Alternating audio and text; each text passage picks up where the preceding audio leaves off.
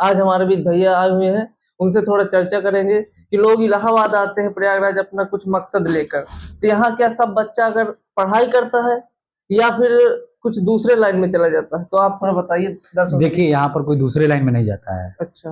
पहला यहाँ का रूल यही है कि जो भी यहाँ इलाहाबाद में आता है, पहला उसका ख्वाब रहता है कि वो तो विश्वविद्यालय में जाए। अगर कोई लड़का ऐसा होता है कि गाँव में रहा है, इंटर कॉलेज में पढ़ा है, लेकिन जब यहाँ आता है तो 110% उसको इलाहाबाद विश्वविद्यालय में पढ़ने का मन होता है। अच्छा। वो इलाहाबाद विश्वविद्यालय में जाता है। जब इलाहाबाद विश्वविद्यालय में वो बीए करता है, उसको अलग-अलग तरह के लोग मिलेंगे। यहाँ पर कई फायदा होते हैं।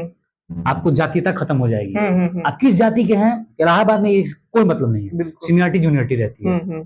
जूनियर को इतना प्यार मिलता है सीनियर का, और सीनियर को जूनियर का प्यार मिलता है। दोनों का एकदम सर और प्रणाम करना बच्चा यहाँ सीख जाता है। अच्छा। एक वो भी रहता है। जो बच्चे उसमें नहीं रहते हैं, वो डेलीगेसी में रहते हैं, मतलब किराया वगैरह लेकर। अच्छा। वो भी एक अच्छा शिष्टाचार यहाँ पर सीख जाते हैं। इलाहाबाद आपको अनुभव देता है।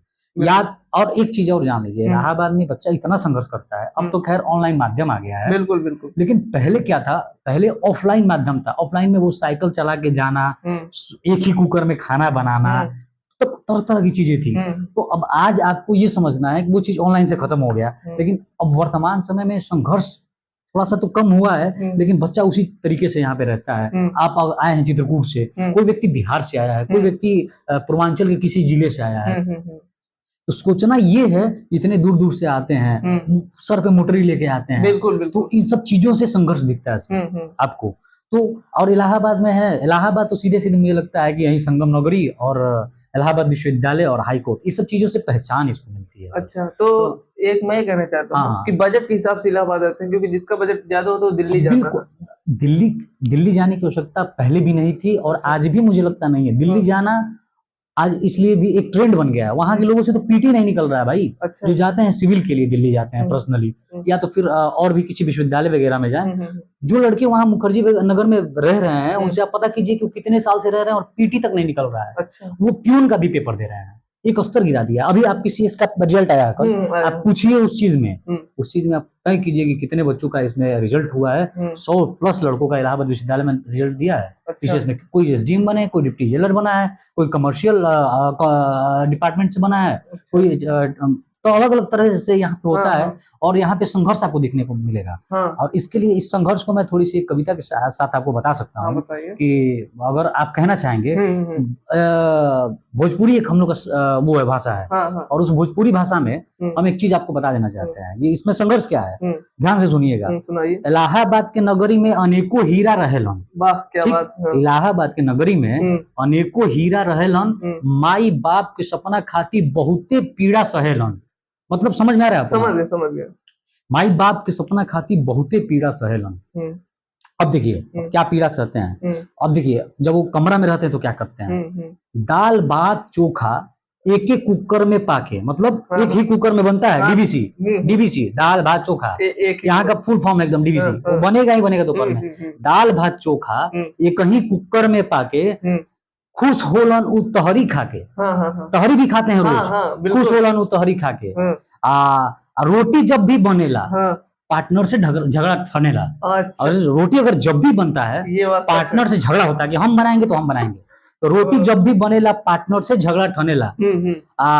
तब वो ऐसा कोनो भाव ना ही रहेला और फिर भी खाना बनेला। तब इस चीज को, एक कविता है, बहुत ही लंबी कविता है, इसको आपको पढ़ के सुना देंगे। तो यही सब भाव है यहाँ का रहने का। अच्छा, एक बात मैं सुना हूँ, खान सर आए थे अभी 2 दिन पहले 29 तारीख को। आपको पता है खान सर भी यहाँ रहे हैं। हाँ, तो उन्होंने कहा है कि मैं हफ्ते में 3 बार तहरी खाता था। हाँ। और कहा वो मजा बहुत अच्छा था। हेलो, 1 मिनट रुकिए। और एक चीज बताता हूँ आपको, एक मतलब सेंस ये है, देखिए नेहा सिंह राठौर एक होती है या खान सर होते हैं, जो भी आज अपने आप को बहुत ज्यादा हाईलाइटेड पर्सन मान रहा है। अरे ओझा सर को देखिए ना, ओझा सर को, सब इलाहाबाद विश्वविद्यालय के प्रोडक्ट हैं।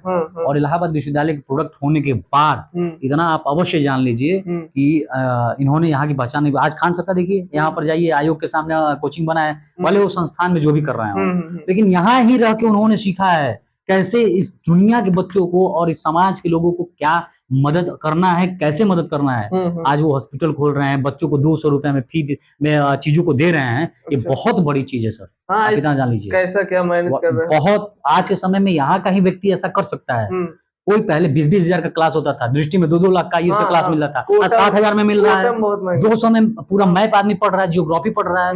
ये बहुत बड़ी चीज होती है सर, आपको ध्यान रखना चाहिए इस चीज के लिए। और कोई बात है तो बताइए। तो जैसे कि अब मतलब कि ये सत्र गया, अब बच्चे जो आएंगे इलाहाबाद में अपना सपना लेकर के, तुमसे अब क्या कहना चाहते हैं कि यहाँ? उनसे हम यही कहना चाहेंगे कि ज्यादा लपेट सपेट के चक्कर में ना पड़े।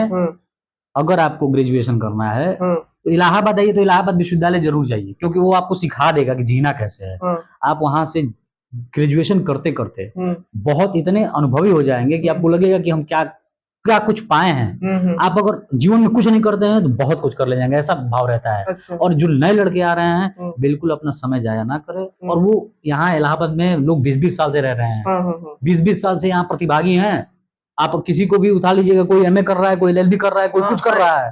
तो समय उन्होंने बहुत दे रखा है और ऐसा वास्तव में अब नहीं होना चाहिए। समय कम दीजिए, ज्यादा पढ़िए, ज्यादा अंदर ना घुसिए, कम घुसिए और ज्यादा पढ़िए। अच्छा, ये मैं उनका नाम नहीं लूंगा, एक आदमी ने मुझसे कहा था कि जो सिविल लाइन की नौकरी मतलब उसमें है IAS PCS, हाँ, सिविल सर्विसेज, हाँ, तो समय मांगती, क्या सही बात है? समय क्या मांगती? 23 साल में हो रहे हैं लोग IAS, 23 साल में लोग IAS PCS हो रहे हैं। इलाहाबाद में 10-10 साल से पढ़े हैं भाई। उस समय क्या कंडीशन था, वर्तमान समय में क्या कंडीशन है, ठीक है, वो आप नहीं बता सकते हैं सर। कहते रहे ऑफलाइन ऑनलाइन चीजें। आपको अगर आज आपके गांव में रोड बन गया तो आप बहुत जल्दी जा रहे हैं रोड पे। पहले के लोग वहीं 5 घंटे में जाते थे। तो समस्या यही थी, सामग्री जो होता है, इंस्ट्रूमेंट नहीं है हम लोग के पास। जितने लोग हैं जो यहाँ पे पढ़े हैं उनके साथ क्या हुआ है नहीं हुआ है उनको समझना चाहिए, कितना समय उन्होंने दिया है, क्यों दे रखा है। ये सब चीजें हैं और कोई विशेष चीजें नहीं है। अच्छा, तो आपसे मिलकर अच्छा लगा। हाँ, चलो ठीक है, धन्यवाद भैया।